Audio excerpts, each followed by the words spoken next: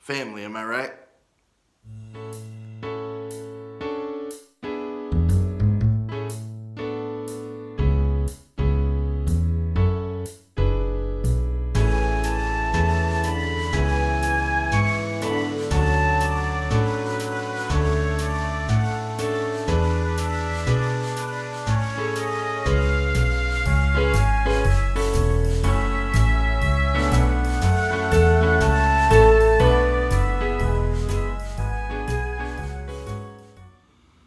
Families.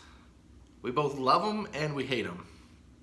In fact, nobody probably draws more ire than our family members do from us, but also probably never bring us as much joy as other people do. This very morning, I woke up to the sound of my two daughters screaming at each other like they were going to go to blows. That is how I woke up today. Do my daughters love each other? 100%. Do they also really, really piss each other off? You know that's true too. Why is that? We learn a lot from our families, don't we? We learn how to love. We learn how to fight. We learn how to do things.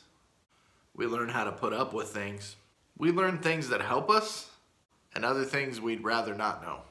Perhaps like no other time in history, we've been forced into dealing with our family members more than now. Sometimes our families are blessings. Other times, not so much. Well, unfortunately, this has always kind of been the case with families. And perhaps no other family highlights this more than the story of Joseph, found at the back end of one of my favorite books of the Bible, the book of Genesis. If you know anything about the story of Joseph, you know that he comes from a pretty jacked up family. In fact, I'm going to challenge you all to read the story of Joseph. It begins in chapter 37 and it goes all the way to the end of Genesis. So it's going to take some time, but I'd love for you to just sit and read through the story because there's some crazy stuff that happens in this guy's life. Go ahead, read it. I'll hang out.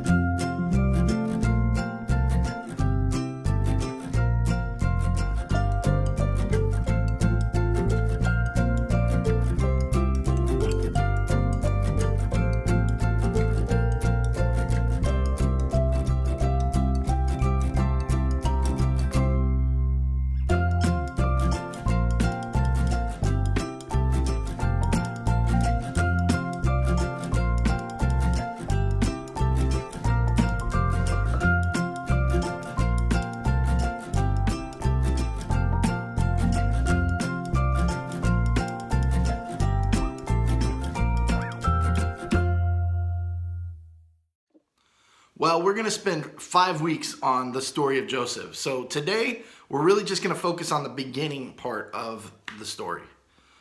So in the beginning of the story, Joseph's father gives him this pretty special gift. And this doesn't really sit well with Joseph's brothers. Joseph's father, Jacob, doesn't hide the fact that Joseph is his favorite son. And he rubs this in the face of all of his brothers. Now, you could probably imagine how Joseph's brothers might have felt about this. And you wouldn't be wrong. They were pretty pissed. I get it. But Joseph doesn't really do himself any favors here. See, God gives him 2 separate dreams in which he tells him that his brothers are going to bow down before him. And Joseph so foolishly just rubs that in their faces. He's like, hey dudes, guess what God showed me? Again, you can imagine how you might feel if you were one of Joseph's brothers here. I get it. If you read the story, you know what happens next. If you didn't, I'm not going to tell you because I want you to go read it. But I will tell you this. The brothers had a deep reaction to some of these things. The point I'm trying to make here is this. Our families can really frustrate us at times. And in those times, we often forget how our actions affect others. Joseph's dad, Jacob, was clearly not thinking about how that gift that he gave to Joseph would affect all of his other sons. And Joseph also wasn't thinking about how sharing those dreams from God was going to make his brothers feel. Joseph's brothers, they weren't thinking much more than, this guy sucks. All of them were getting caught up in the feelings of the moment. See, they were forgetting about the bigger picture. That is the name of our new series that we're starting this week. It's called Big Picture. And the whole point behind it is that we often get caught up in the now, and we forget about the fact that there's other things happening. There's other people that have other emotions. There's other events that are going on around us. There's things that God is doing in our life now that's going to affect our future. And there's things in our past that have got us to the point where we are now. Guys, we often get caught up in the feelings of what's going on in the moment that we forget that there's other things at play. Take this story about my two daughters this morning. Do I know that my daughters love each other? Absolutely. In those moments, did they want to hurt each other? Potentially. If I sat them down, each one individually now, and I said, do you really want to hurt your sister? Neither one of them would tell me yes. Why is that? Because there is a bigger picture at play. They love each other. They find great joy in each other, and they're grateful to have each other in their lives. But oftentimes, we get so caught up with how we're feeling that we forget how others might be feeling. You're in a difficult season right now. You're forced to have to stay home with your family. My challenge for you guys is this: don't get caught up in the moment. Remember that God's got a bigger plan for you and that there's a bigger picture to be seen.